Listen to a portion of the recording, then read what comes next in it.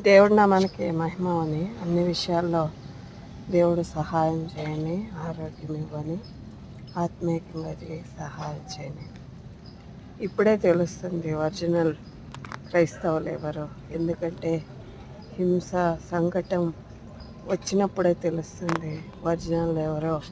డబ్బు కోసం ఎవరు నమ్మారో, ఏమన్నా ఆదాయం కోసం నమ్మారా, లేక నిజంగా ఆత్మీకంగా నమ్మారో ఇప్పుడు ఒరిజినల్ క్రైస్తవులంతా తెలుస్తుంది.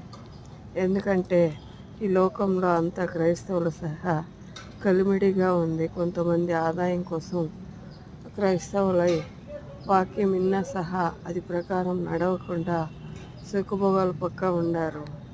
కానీ అసలైన క్రీస్తువు ప్రాణానికి లెక్క చేయకుండా బతుకుతాడు ప్రతి క్రైస్తవుడు. ఎందుకంటే మనం నమ్మినప్పుడే మనం ఈ లోకంలో దేవుడి కోసం ఏమి జరిగినానో దానికి స్వీకరించే నమ్మాం. ఏం పోయినా ఏం వచ్చినా, నా ప్రాణానికైనా ఏమి హాని అయినా సహా దేవుడి కోసమే నేను బతుకుతానని ఒప్పుకొనే వచ్చింది.